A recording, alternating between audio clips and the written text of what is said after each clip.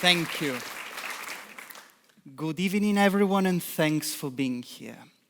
You know, some people believe the world is made of strings. And by this, I'm literally referring to one-dimensional, microscopic, vibrating entities which gather and interact to assemble my body, your body, your body, your bodies, the air we breathe, this theater, London, the whole world, the Andromeda galaxy, and even the sandwich I had for lunch. Taken at face value, this idea may sound weird, bizarre, almost unthinkable, right?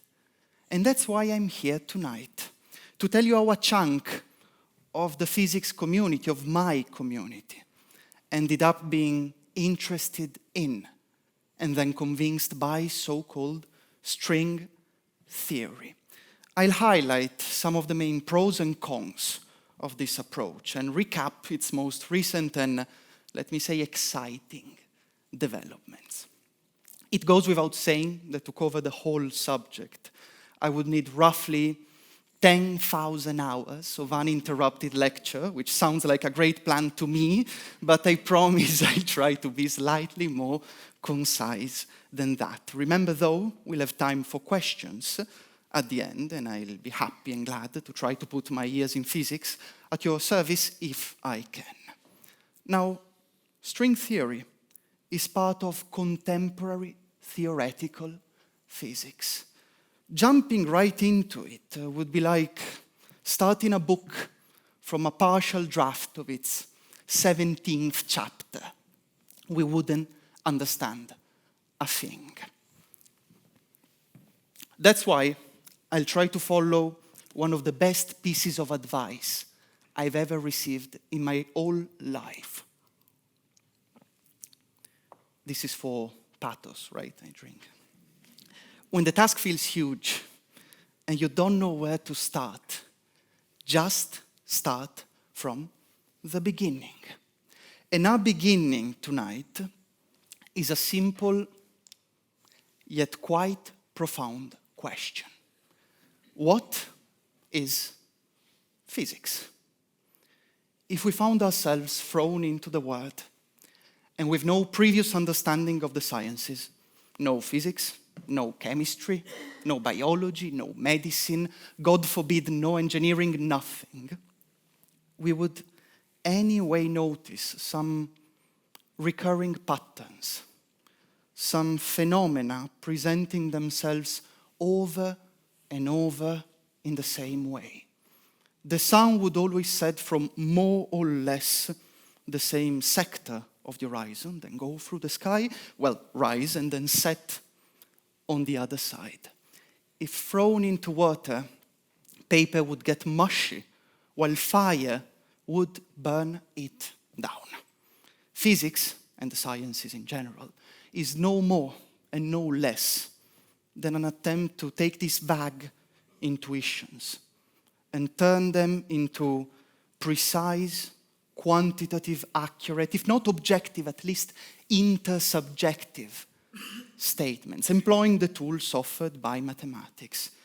And in that way, physicists gather data on the world and construct models, a lot of models, from which they try to abstract universal laws of nature, which then get compared with new data and refined over and over in some sort of virtuous cycle, at least when things go as they should go. Described as such, physics is an ongoing process. Nothing is forever in the sciences. Our best ideas, even the ones we praise in these science communication venues, will one day be challenged, defeated, and substituted by better ones. This is not to say, however, that any statement about reality is equally valuable or worthy, if you want. It's not an anything goes kind of situation. We've seen enough, observed enough, measured enough, discussed enough, researched enough and argued enough that it's quite hard to conjure up, to produce new models, to capture previously unexplained phenomena. It's more like an almost nothing goes kind of situation. It's really hard to produce new physical theories.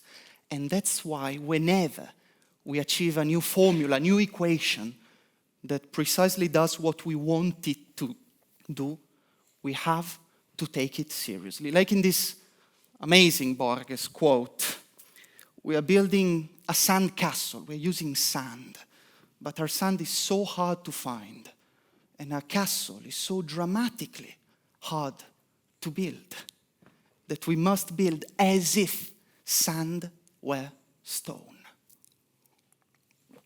And that's just a nice sand sculpture, nothing about the picture now. This sand building, castle building process is an old one.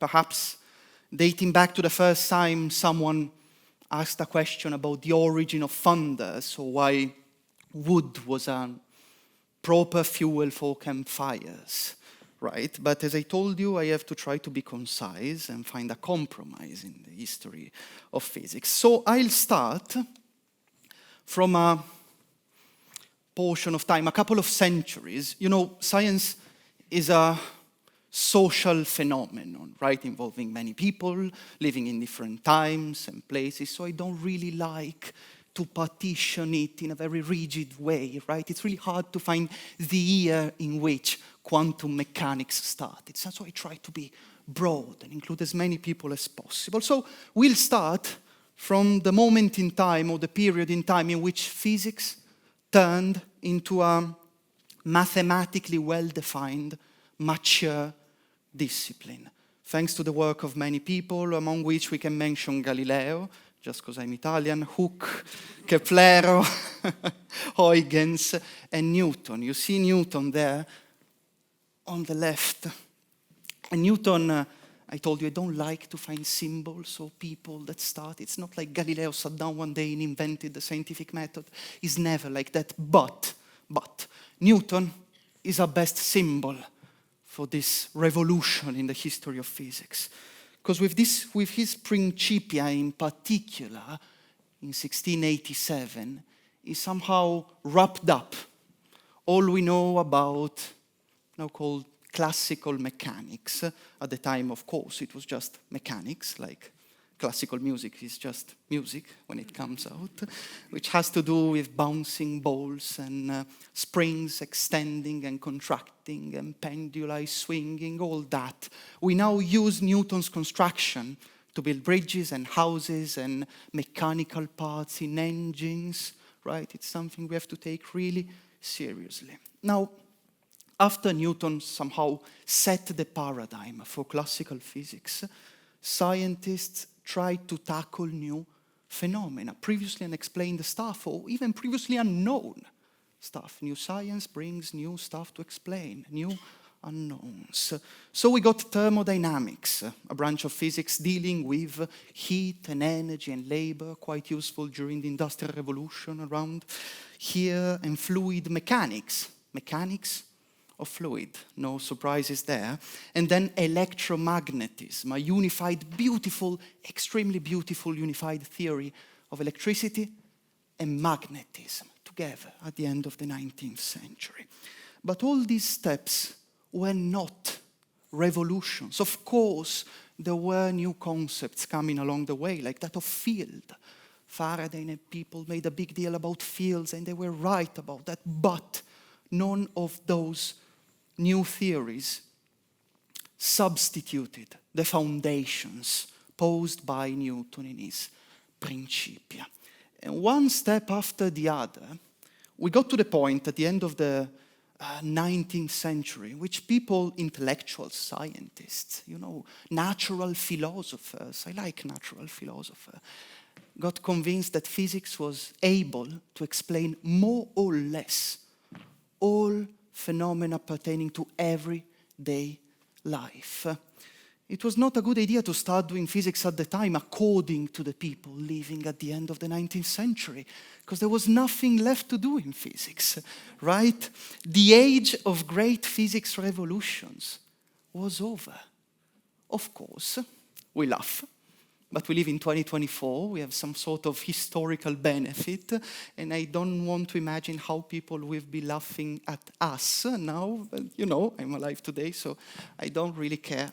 Before getting into the actual revolutions happening in the 20th century, you know, relativity, quantum mechanics, I'm not spoiling anything here.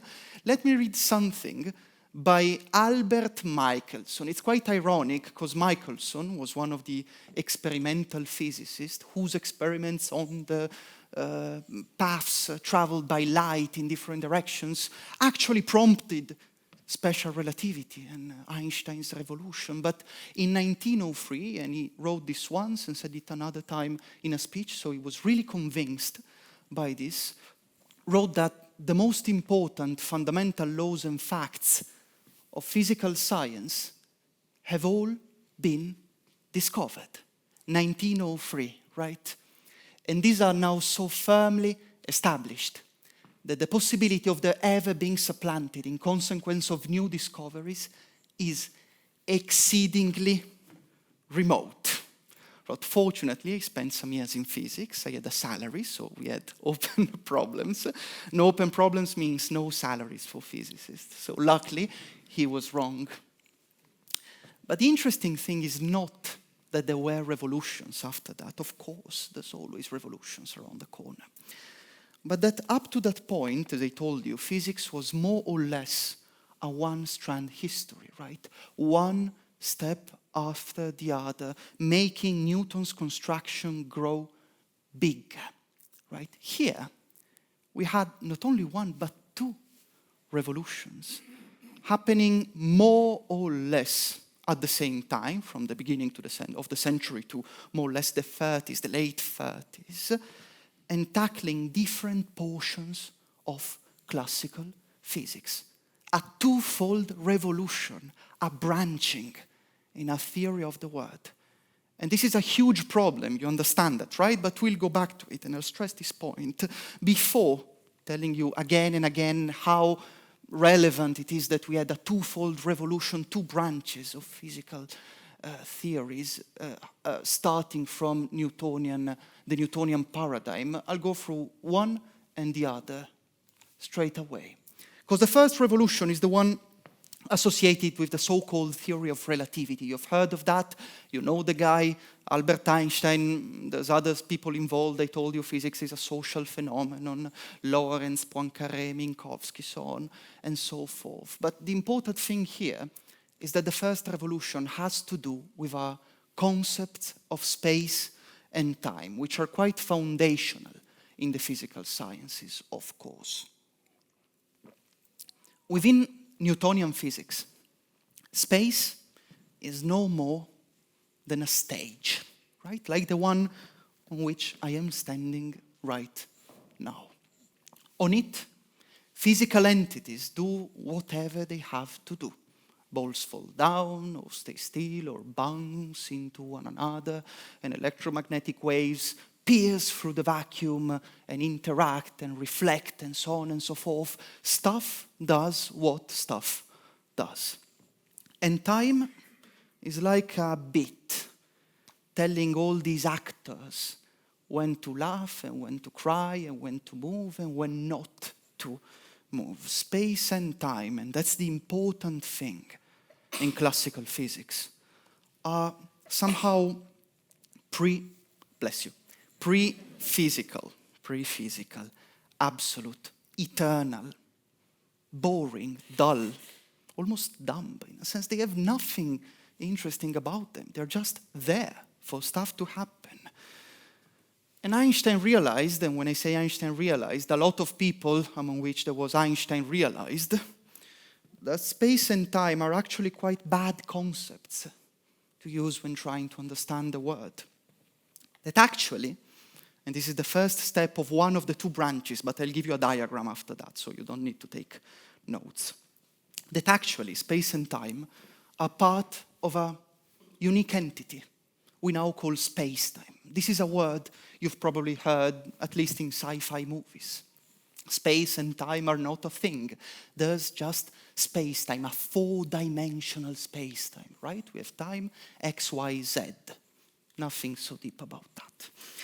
But what do we actually mean when we say that space-time is the fundamental object and not space and time? This sounds like a word game, right? Well, physicists tend to consider, and here I stress this tend, there's a lot of almost, more or less, roughly. Colleagues would be really mad if I don't put in these, warnings. But more or less consider something to be real when all observers, all physicists, all experimental people agree on that thing existing and possessing certain properties.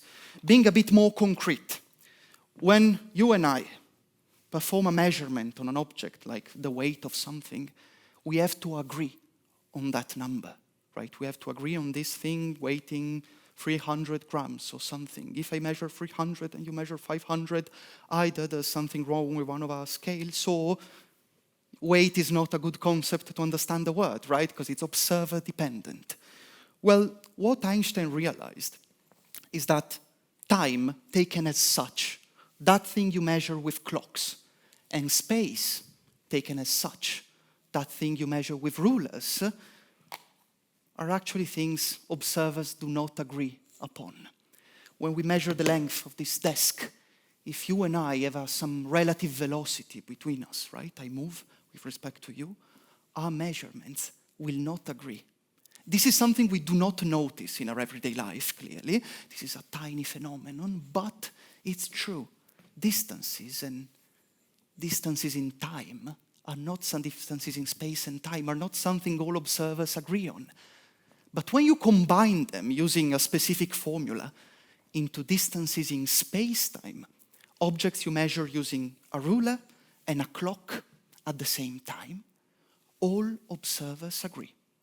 Because the differences in the space and time portions of the space-time distance kinda balance each other. So space-time is a thing, space and time are not, right? But it's still a boring thing. A background, right? Nothing interesting happens in this kind of space-time. And that's why we get a general theory of relativity 10 years later, just to, leave the best part for the end. Because space-time is not just a four-dimensional background. No, it's not a stage. It's a physical entity itself.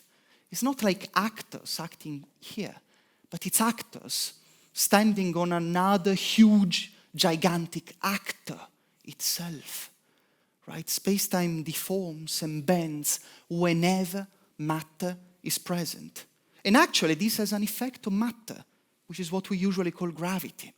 Using John Archibald Wheeler's words, matter, and now I have to get them right, matter tells space-time how to curve. Space-time tells matter how to move.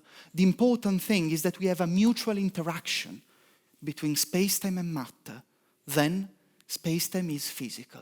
Space-time is stuff. And that's our first revolution.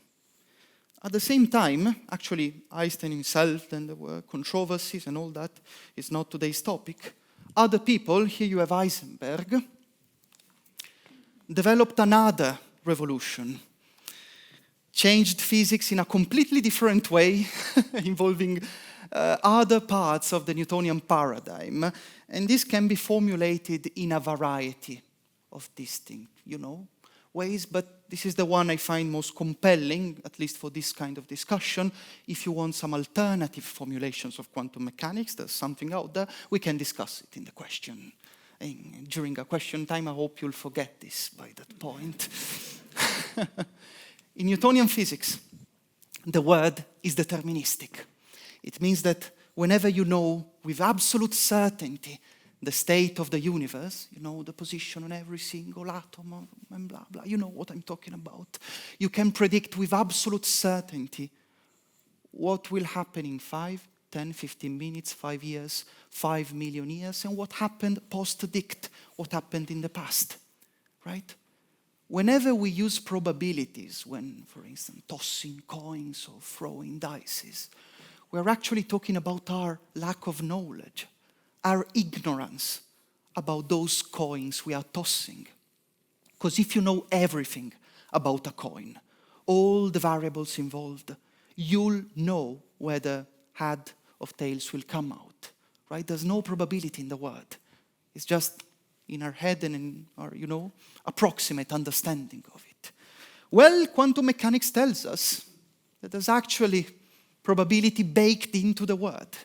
Once again, this doesn't mean that everything can happen anytime, but that physical entities are not described by numbers evolving in time, but by some mathematical objects we call quantum states, which for us today are just probability distributions, right? There's some probability baked into the word.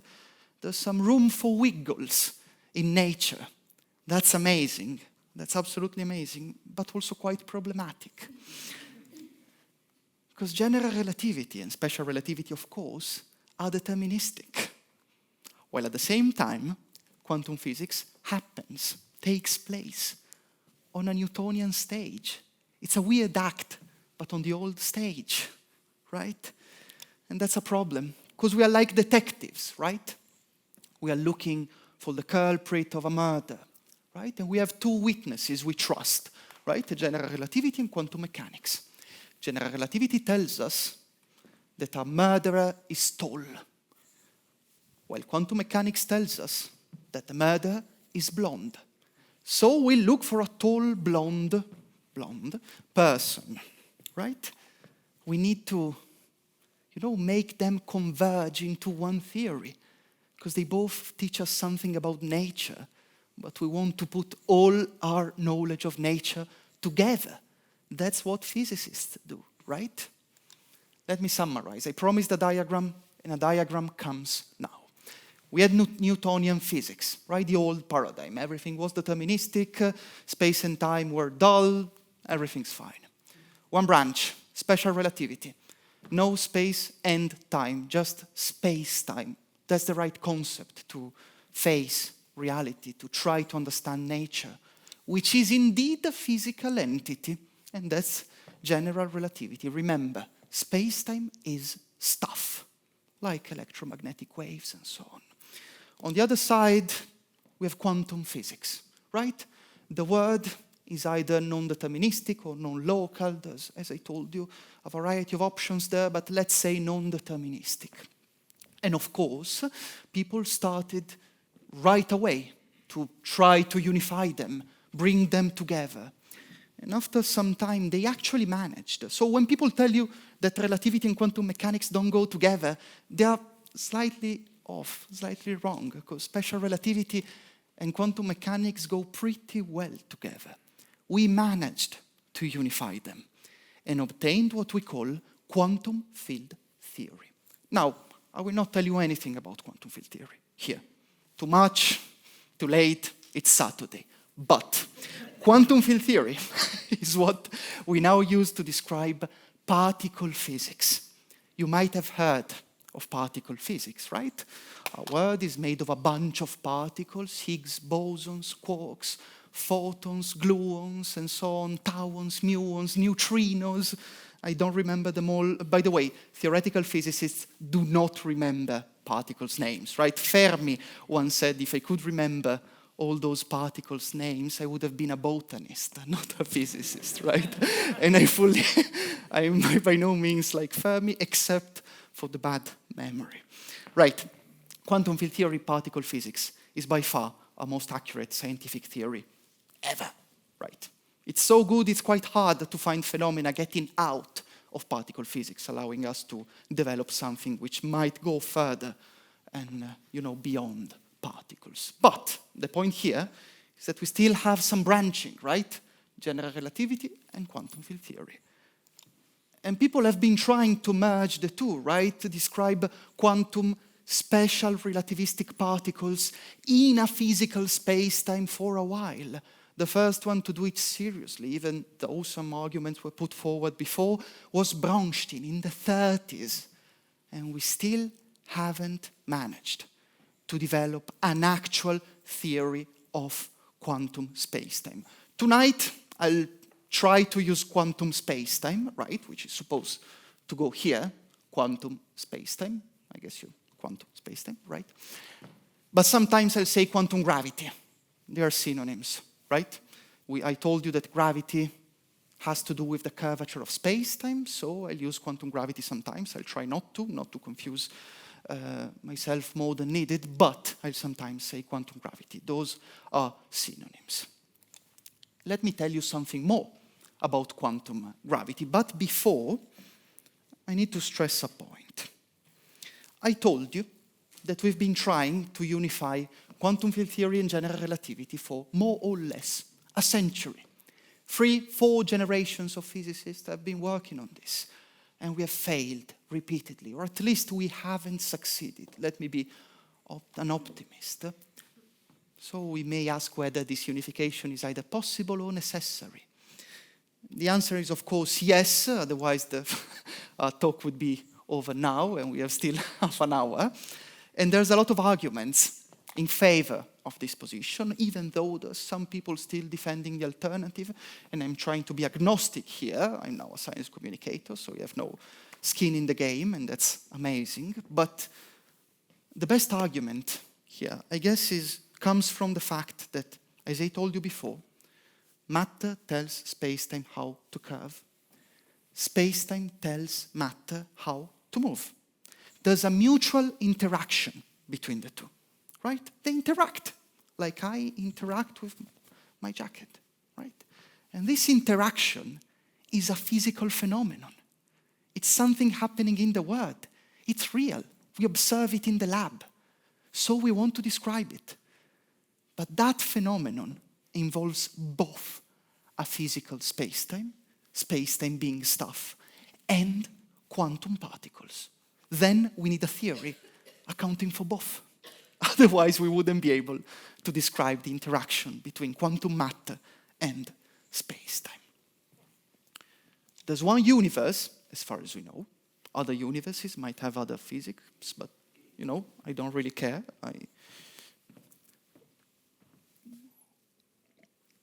But one universe means one physics. So now, it's time, I hope I convinced you, but we can argue later. I'll tell you something about this quest for a quantum theory of spacetime, right? First of all, we've tried all the easy options and they didn't work. We'll need some conceptual shifts. It's funny, because I've been doing science communication for like 5 years now, and every now and then, and by every now and then I mean almost every day, someone comes up proposing me a new theory of quantum gravity, and that's amazing, right? I love, the passion. But we've tried all the easy options, right? Sadly, there's no easy way left. We need some conceptual shifts. We need to include quantum field theory, we need to include general relativity, and that's a lot, because we are more or less giving up on all our intuitive ideas on the universe, but we'll probably also need something else. And to make things even worse, we have no experiments right now, right? So the whole thing about physics being about describing the world, and so we have a theoretical contradiction that we need to resolve, which is, by the way, also what had to do with the birth of special relativity together with experiments. But this time, we also have no experiments. And this is something we can compute easily. Quantum properties of space-time, just by very standard computations, which I could not replicate by heart, but they are really standard, are expected to appear at very small scales. And by very small scales, I mean scales which are as small for quarks, those things that make up protons and neutrons, that make up nuclei and molecules and so on and so forth, as quarks are small for us. Very tiny scales, very tiny. We have no technology to build an experiment able to probe those phenomena directly, right? But we have a theoretical issue to solve, right? A castle to build, in a way. Plus, we have cosmology. We are observing the early universe. And in the early universe, people might have told you the universe expanded, right? You might have heard of it. Raise your hand if you haven't heard the universe is expanding right now. I don't want to shock you. It's no problem for us. Okay? So the universe was really small. I was not expecting to say this, but I got excited. Now I want to tell you. The universe was really small. Then it expanded. And this magnified small effects. So we might have a chance by looking at all the phenomena to see these magnified quantum gravity traces, right? The universe was small, stuff was happening, and then it stretched. And all these phenomena stretched with the universe and became huge. So we might have actually a chance to see them. But let's set this to the side. This is a recent development, interesting stuff. But for us, we have no experiments. So requiring a huge conceptual shift and having no experiments, we ended up developing many alternative theories of quantum gravity, right? There's many weird ideas in the game, and now I'm getting, I guess, to the most important point of my whole talk, and we haven't started discussing string theory yet, but it's the next slide, I promise. You know that thing about the 17th chapter of a book and so on. Now we've got to the end of the 16th, and we can actually get into what you came here to listen to. Now, we've developed many theories of quantum gravity. You might have heard of loop quantum gravity, causal sets, causal dynamical triangulations, group field theories, and so on. Many, many, many different options. I mentioned just a few. And all of them have something to say. All of them tackle the problem from a different perspective. Let's say almost all of them. I don't include all those I receive in my email inbox every afternoon. But all, developed theories of quantum gravity have something to teach us. The world is not organized in theories. The world is not organized in scientific communities fighting with one another. The world is organized in problems. So whomever is trying to tackle the problem of quantum gravity is part of the conversation. I'm not in propaganda mode here, and we shall avoid propaganda mode. I'm not here to tell you string theory is the only game in town. It is not, right? It just is not. And other people will tell you otherwise about their theories. That's not the case. We should discuss, we should interact, we should talk, and we should argue, because that's how science is made. And that being said, let's talk about the only game in town. No, just kidding. I'm sorry, I got, quite pompous and I wanted. No, it is not. Let's rewind it. Let's talk about string theory. It took a whole afternoon to simulate those strings, so I hope you appreciate, and to loop them properly, right? Because they are GIFs and they have to loop properly. Now, string theory has a weird history. Once again, I have no infinite time. You can ask questions about that, I'll be happy to answer. But it began as an attempt to explain, let's say, nuclear physics phenomena, right? And it failed. It almost failed. Let's say it failed. We found other theories, quantum chromodynamics, to describe protons and quarks and so on. But then it was set to the side, in a drawer. And after a few years, people found it again and discovered that that mathematical model that failed to capture some nuclear phenomena could actually be useful to tackle the problem of quantum gravity. I like to say that string theory is like blue cheese, right? It was clearly something people were not planning, to leave cheese out the mold and all that, but then they tasted it was actually quite good, right? And that's how I felt studying string theory for the first time. Now I get to the actual physics. When we do particle physics, we usually postulate to live in a four-dimensional world, and we say there are some particles. We observe them, we postulate them, we tell our theory. We have quarks, we have gluons, we have Higgs bosons, we have photons, and so on, right? In string theory, we start by postulating the existence of one object, a one-dimensional, particles are zero-dimensional, are points, a one-dimensional object.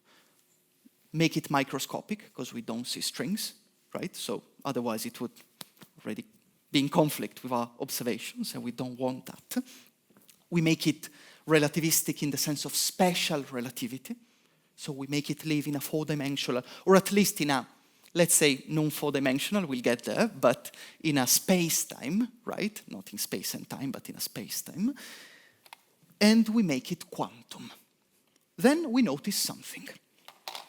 When we study quantum systems, a typical thing to do is to study the spectrum. In layman's terms, this means to study how they behave when we put energy into our systems, into them, right? We put energy and study how they change, how they behave, what are their properties when we increase their energy, what energies are allowed for a system. Not all of them usually are. It's like guitar chords, right? Different sounds depending on how you pinch them or something like that. Well, what we notice in string theory is that this quantum string possesses different vibrational modes, ways in which it can vibrate. And to a big observer like me and you don't need to be this big, you just need to be macroscopic, they look like particles. Different particles depending on how our string vibrates. So you can get a lot of different particles by postulating only one object. And that's cool. Score, amazing. We have quantum field theory. Maybe not the exact one we need to describe a universe, and we'll get there, but we have particles, many of them, from just one object. But here's the important thing. Among these vibrational modes, there's one we've been looking for a while.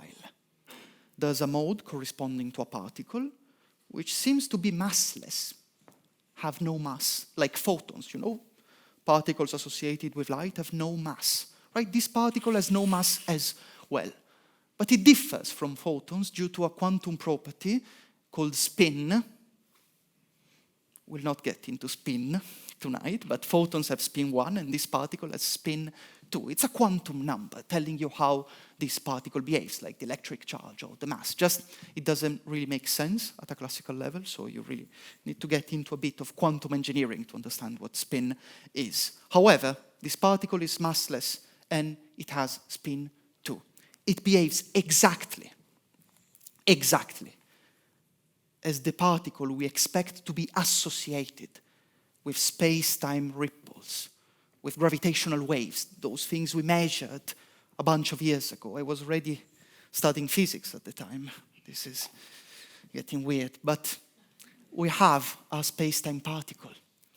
So we started from one object. We obtained particles, we obtained matter, the kind of particles we need to make matter. And we obtain one particle that looks like the graviton, the particle we associate with space and we expect to measure at a certain point. So we investigate a bit more. We ask string theory, what kind of equations does this graviton satisfy? And we obtain precisely Einstein equations of general relativity. So what we got was quantum matter, quantum field theory, and general relativity from a single relativistic quantum string. And that's what got me hooked, because I was looking for a theory of quantum spacetime, and I found myself with a very simple, mathematically amazing, with just a few assumptions. I don't know if you've heard of Occam's razor, right? Try not to multiply your hypothesis when you try to study phenomena. And here we only had one string. That was great, right? No proof whatsoever, but great. And we found both particle physics, quantum matter, and general relativity. Can we claim victory? Not so fast, of course. And luckily, otherwise physics would be done. When we formulate a theory to describe the world, we not only want it to describe what we observe, but also we want a theory not to describe stuff we do not observe, right? If I have a great theory of electrons telling me we have another particle called electron 2 we don't observe, that's a bad theory. And string theory tells you there's many other things going on in the universe. I will not list them all, we can get into that. The most peculiar, I want to stress, are extra dimensions. Extra space-time dimensions. String theory, to be mathematically consistent in its modern superstring formulation, it's not so important now, needs to live in 10 space-time, or 11, depending on how you state it, but 10 space-time dimensions. I'll need this sheet of paper later. As I told you before, the number of space-time dimensions is something we observe and we plug into our theories. It's input data, usually. Here, it's an output. For the first time, we found ourselves with a theory telling us, no, you cannot pick the number of space-time dimensions as you like. And you can imagine how happy we would have been if it had told us it has to be 4, right? No, it's 10. Once again, this is an ongoing process, a work in progress, a draft of an incomplete draft of a chapter. Neither having general relativity and quantum field theory is a proof of string theory being correct, nor, and I'll show you why, having extra dimensions is a proof of string theory being wrong. Sadly, it's not so easy. And it's up to you to choose, because when we are talking about work in progress physics, we have no final answer. And we, as researchers, people have to more or less follow their intuitions and try to balance things out. Do you like having general relativity more than you hate having extra dimensions? You're in. Otherwise, do something else. It's fine. We need people developing alternative theories. And until we have the final theory of quantum spacetime, of quantum gravity, sadly, people will have to follow their intuitions. That's how it works. That's how scientific endeavors work, in particular when experimental evidence lacks. Okay? So if you want to stay with me and try to see how we can reconcile these extra dimensions with our world, as you see, I'm trying not to go into propaganda mode. I'm telling you, it's up to you to choose whether to try or not, whether you like what we have or you don't. You can do it in the following ways. String theory tells you the world has to be, let's say, 10-dimensional. Once again, 11, Or not really if you do non-critical strings, but those are like teeny tiny alternatives. Amazing. Cool that people work on them, but let's stick to the 10 dimensions, otherwise we'll never finish. It tells you there must be 10 dimensions, but it doesn't tell you what their shape has to be. Shape? Dimensions with a shape? What does it mean? We are used to dimensions being infinitely extended. You know those arrows you see in Cartesian planes, x and y, z, going on forever, and time going on forever. So maybe time at the beginning, but I expect it to have had a beginning. Yeah. That's the consensus right now. But dimensions seem infinitely extended. Well, you can make them compact. This is a 2-dimensional object, right? Imagine it being infinitely extended, right? Not ending here. It was hard to find an infinite sheet of paper, so we have to, work with what we have, limited tools. I trust your imagination. This is 2-dimensional, but there's an alternative right here. You can fold it into a cylindrical surface. Imagine this being infinitely extended once again. Now you have one unlimited direction, one infinite dimension, and a compact one, your circle. It's compact. It's a mathematical definition. For us, it means just it being finite and close and all that. Like a circle, right? one non-compact, and one compact dimension. I hope this is fine, because that's all you need to know about string theory. Right. As of now, however, I haven't told you how this allows us to reconcile a 4-dimensional world with a 10-dimensional string theory, right? Because if you see this cylindrical surface, you still have 2 dimensions. Just one of them is a circle. You haven't solved anything, right? If you're a tiny human walking on this cylinder, you see 2 dimensions. What's the issue? Well, the thing here is that you can make this circle small, and smaller, and smaller. I cannot make it small enough to prove my point, but I hope you'll trust me. You can make it small enough so that this cylindrical surface actually looks like a line. So you effectively stop seeing 1 dimension. It's there. It's small. Strings do see it, but you don't if you're big. So if you take 6 of those 10 dimensions, you make them compact, you give them a compact shape into weird, I showed them before, like this weird, this comes from Wikipedia, it's not like weird, obscure scientific object, but it's nice. Those are like the kind of sections of those kind of shapes we use in string theory. You make them small enough so that our experiments cannot see them, right? Because if they are big enough for our experiments to see, they are already in contradiction with our observed world, and we have nothing to do there. We make them small enough, they disappear for us, right? We are left with a 4-dimensional world, which is what we observe. That's great. But do they actually disappear? That seems too easy, right? If you can just make dimensions disappear.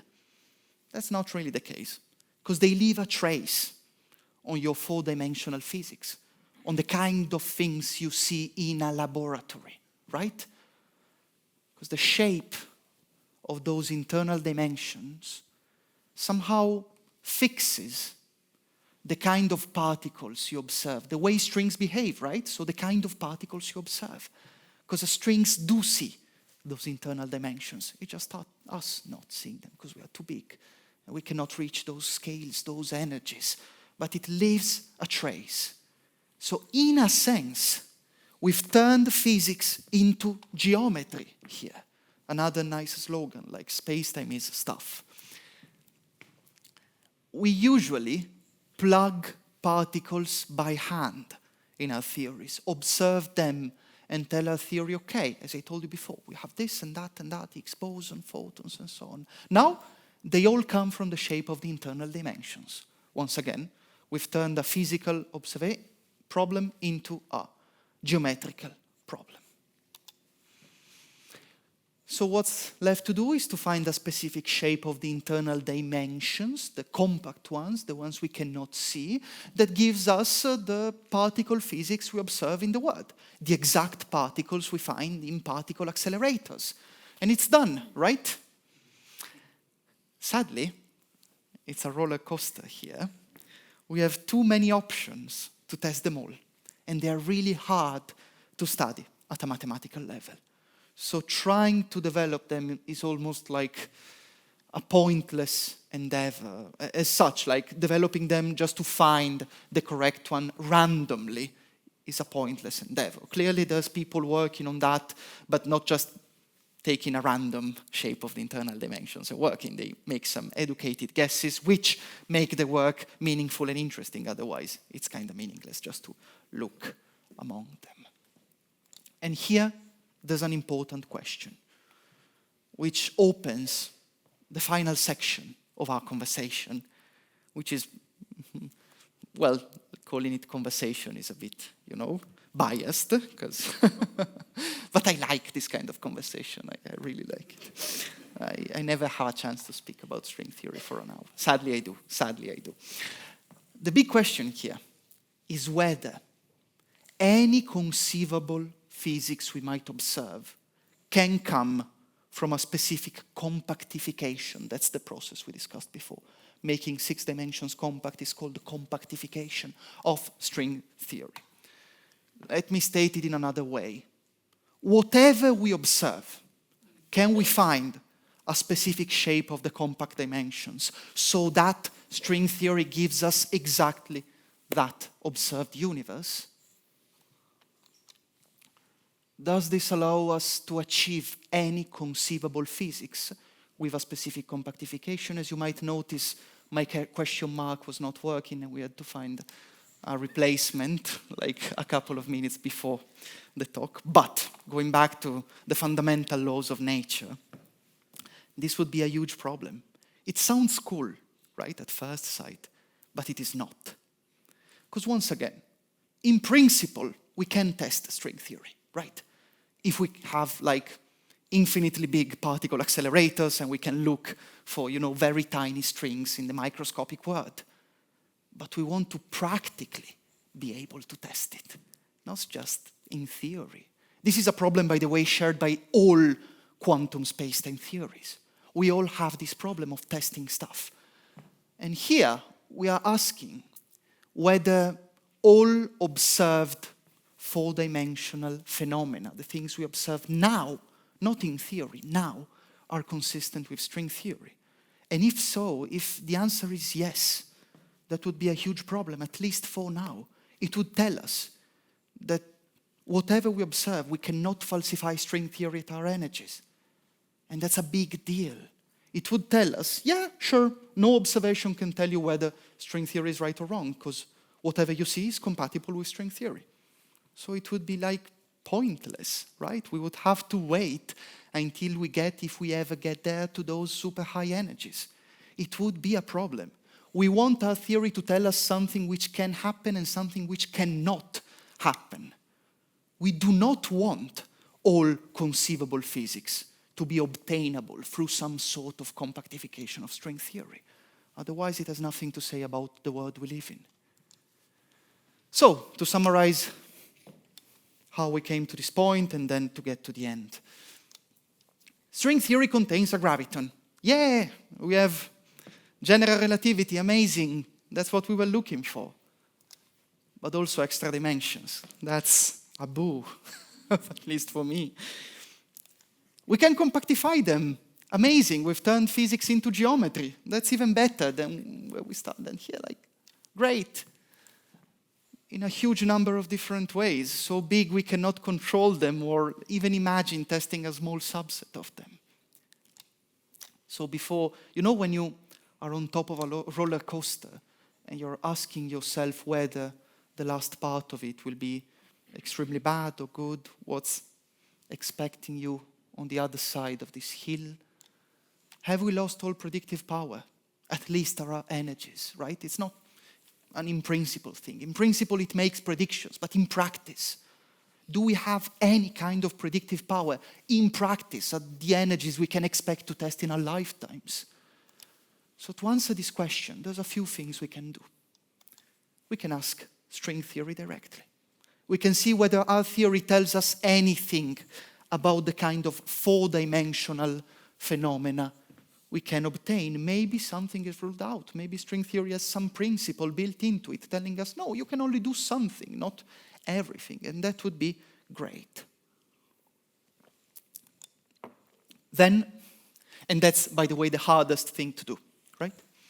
Then we can look at people's work, people that have actually developed or obtained four-dimensional words from string theory, that have performed mathematically in detail compactifications. We have a lot of them actually in literature right now, and see whether they all share some common properties. Because if all four-dimensional words we've obtained from string theory have some common features, some non-trivial common features, some unexpected common features, those might be just general features you get from string theory. And then the answer to that question would be, no, there are some common features string theory forces your four-dimensional physics to have. That would be great. And then we can constrain further what we are saying using general relativity and quantum field theory, which, by the way, have to hold in our context, right? And luckily, putting all these things together with no absolute certainty, once again, I'm in no propaganda mode, but we are fairly sure, And this does not mean that string theory is the right theory of the universe, right? It just means that we might be able to compare it with what we observe. The answer is no. We still have some predictive power. Not all conceivable four-dimensional properties of the world are compatible with some kind of string theory compactification. And that's amazing. This is the last picture I'll show you tonight. Although string theory gives us many different solutions, many different four-dimensional worlds with different particles and properties and masses and charges and interactions and all that funny stuff, they are but a tiny subset of all possible theories in 4 dimensions, all possible consistent theories, right? If you also consider inconsistent ones, of course, you have many, but if you only consider mathematically consistent, conceivable ones, it appears that only a subset of those can come from string theory. We gave those a name. We call them the landscape with nice trees and grass and sky and all that. Here you have string theory of quantum gravity. This can be formulated for other quantum gravity theories. People have done it for, at least partially, for asymptotic safety, an alternative quantum gravity approach, an amazing paper. And here we have the landscape, theories that can come from string theory compactifications. As I told you before, it's not just extra dimensions, of course. String theory predicts the existence of many other things that play a role in this process of deriving a 4-dimensional world. It's not just compactifying your dimensions. You want to make them stable, you want to keep them small and so on, but let's put that to the side and trust me. Let's call all this process compactification and be fine with that for tonight. While here we have a huge swamp. Physicists are, weird with names.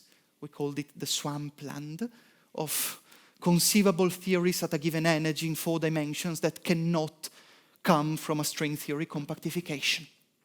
And physicists, since actually the beginning of the 2000s, but with a lot of effort in the last 10 years, have been trying to chart this swamp, to find the boundaries of these portions of theories. There might be more than one that can come from a string theory compactification. We call those swampland conjectures.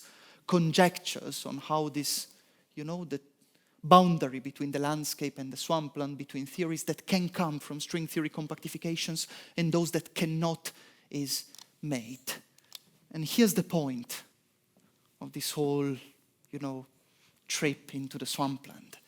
To prove a swampland conjecture, to have a solid statement on how theories can and cannot be in order to come from string theory, is identical to having a prediction, because you predict from string theory your 4-dimensional world to possess a given set of properties. And that's what we look for in the sciences, in physics, and more in general, whenever we want to understand the world. Once again, this is tentative, this is a work in progress, but there have been like amazing developments in the last 10 years. I had the pleasure and the honor of work a bit on a slight side of the swampland among toads and frogs, and it was not the greatest experience, but I had a lot of fun. I had a lot of fun, as I had fun tonight. So I guess it's time for me to thank you for your attention. I'll clap my hands to you for having been here.